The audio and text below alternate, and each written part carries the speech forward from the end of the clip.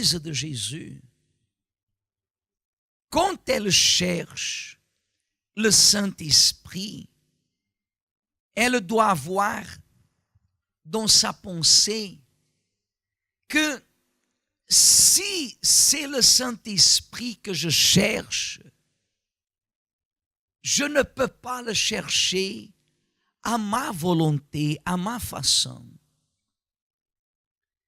Si je veux le Saint-Esprit, je ne peux pas vouloir qu'il accomplisse ma volonté, mais que moi-même j'accomplisse ce qui est de sa volonté.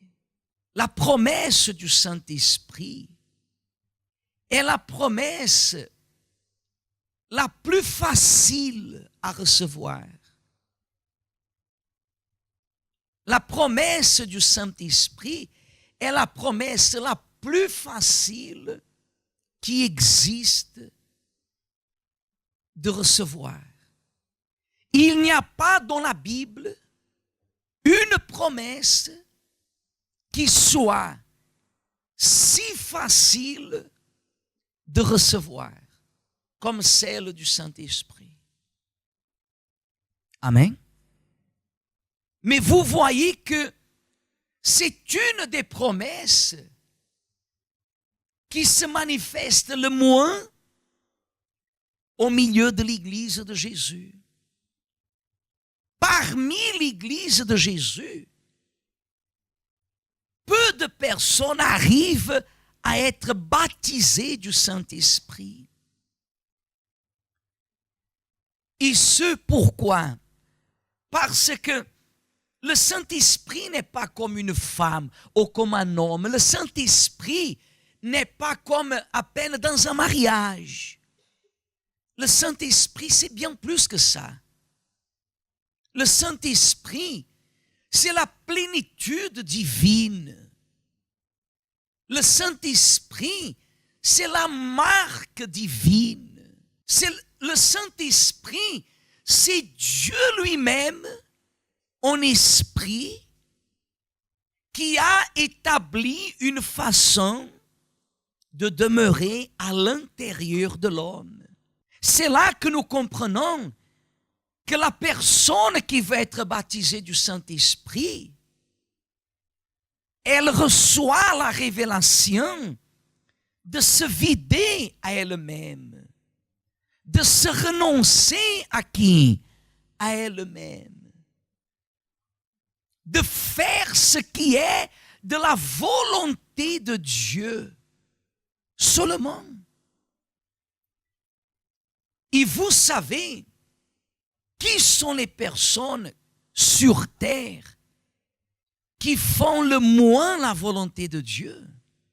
Ne sont pas celles qui sont dehors de l'Église, mais sont celles qui sont à l'intérieur de l'Église. Il y a beaucoup de chrétiens qui sont à l'intérieur de l'Église, mais ils ne sont pas déclarés. Ils n'ont pas le Saint-Esprit. Ils ne valorisent pas le Saint-Esprit. Ils considèrent le besoin. Ils ont besoin. Ils ont besoin d'une réponse. Ils ont besoin d'un miracle. Ils ont besoin d'une bonne vie. Ils ont besoin de la maison. Ils ont besoin du travail. Ils ont besoin de la santé. Ils ont besoin de la réussite professionnelle, financière. Et tout cela sont des promesses que Dieu a pour son peuple. Mais le Saint-Esprit, c'est la jonction, si je peux dire comme ça. C'est l'union de Dieu en nous. De Dieu en nous. C'est quand la personne, elle est décidée à 100%, elle est décidée à accomplir ce qui est de sa volonté. Le jour arrivera où nous allons mourir et tout le monde sait, oui, parce que nous allons mourir, mais personne ne veut mourir.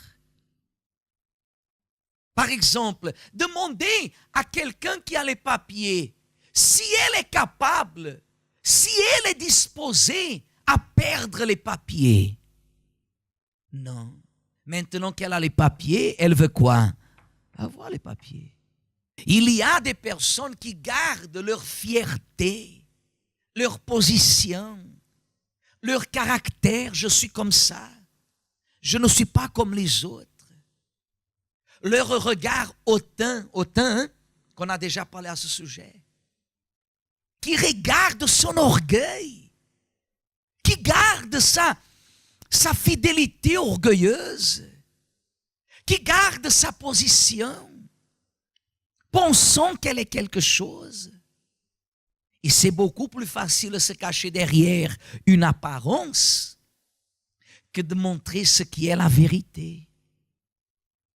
Et les murailles de beaucoup de personnes, la raison pour laquelle beaucoup de personnes ne reçoivent pas le Saint-Esprit est une muraille qu'elle a dans sa tête.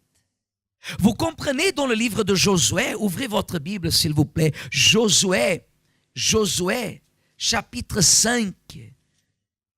Josué, chapitre 5, verset 13. Il est écrit comme ça. Comme Josué était près de Jéricho, il leva les yeux et quoi? Et qu'est-ce qu'il a fait? Il regarda. Voici un homme se tenait debout devant lui, son épée nue dans la main. Il alla vers lui et lui dit, es-tu des nôtres ou de nos ennemis? Il répondit, non, mais je suis le chef de quoi? De l'armée de l'Éternel. J'arrive maintenant. Et Josué tomba le visage contre terre, se prosterna et lui dit, qu'est-ce que mon Seigneur dit à son serviteur? Et le chef de l'armée de l'Éternel dit à Josué, qu'est-ce qu'il a dit à Josué? Ôte tes souliers de tes pieds, car le lieu sur lequel tu te tiens est saint. Et Josué fit ainsi. Regardez, Josué, il a voulu entendre la nouvelle.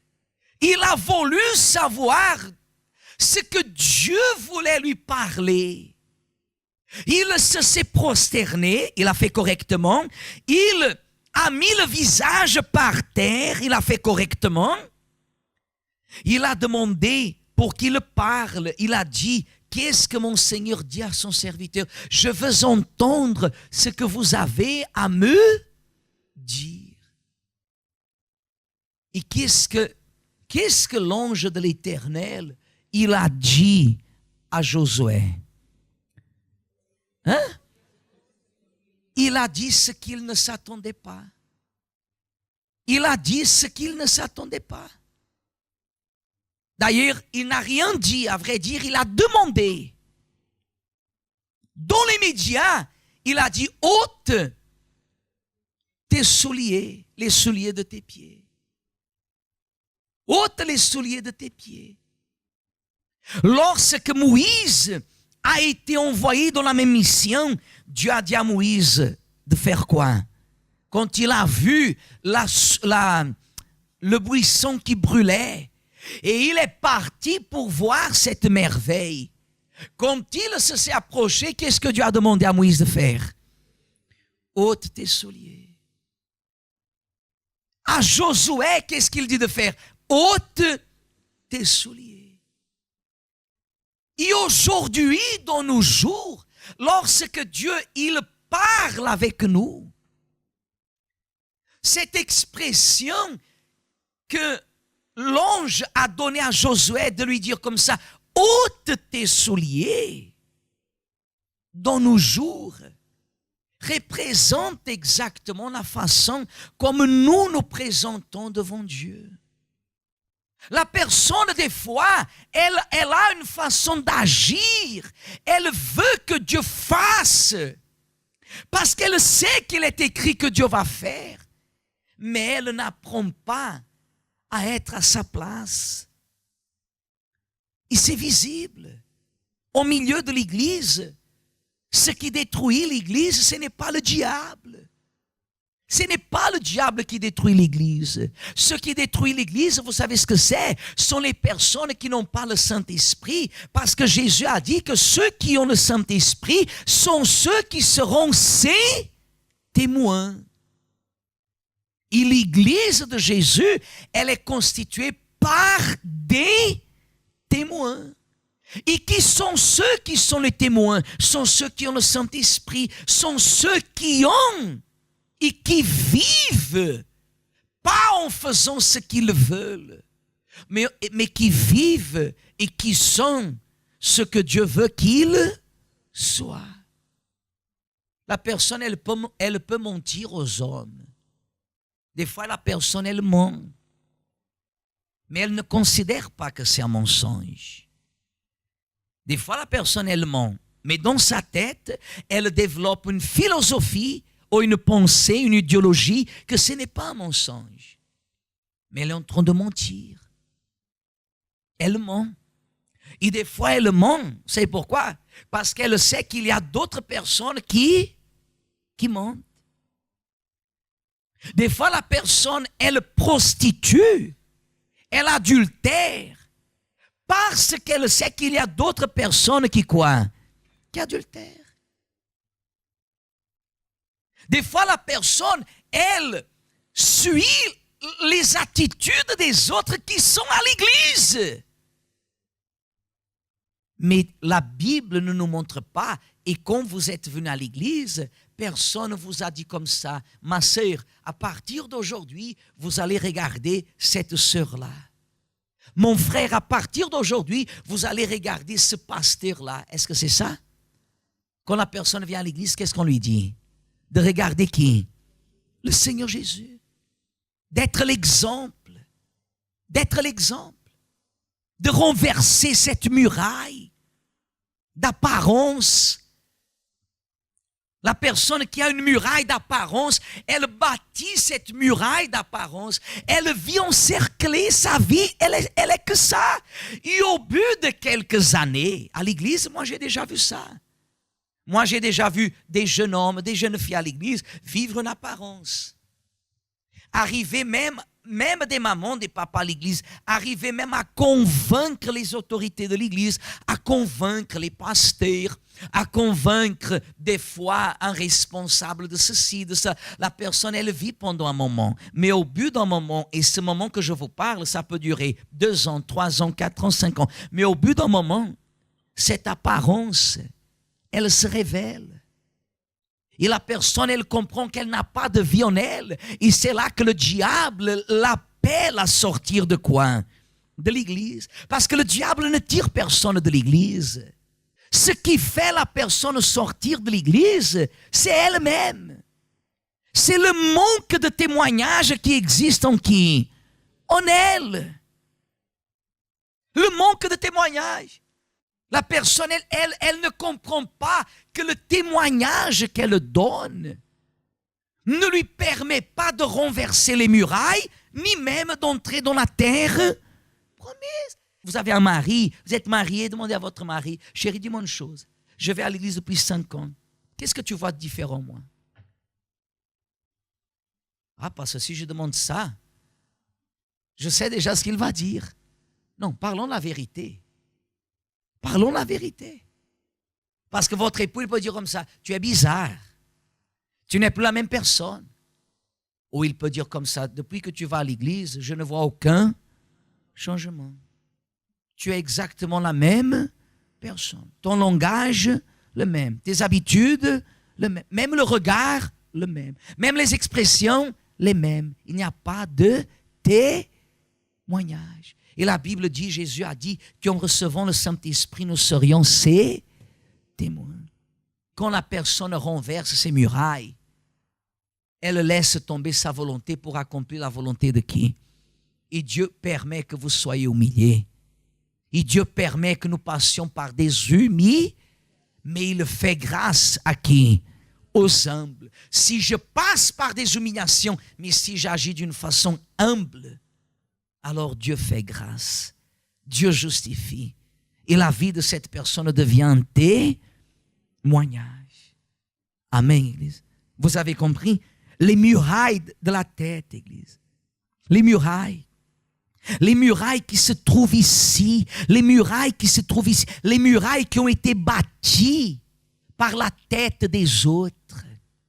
Les murailles qui ont été bâties par la tête des uns et des autres. C'est la pire chose qui existe, Église. Vous allez vous affaiblir spirituellement parlant. Mais quand vous faites tomber ces murailles, vous acceptez d'enlever vos souliers et de vous soumettre à ce que Dieu vous parle, c'est lui-même qui fera les murailles tomber. Et vous entrerez en possession de la terre, promis en esprit et en vérité.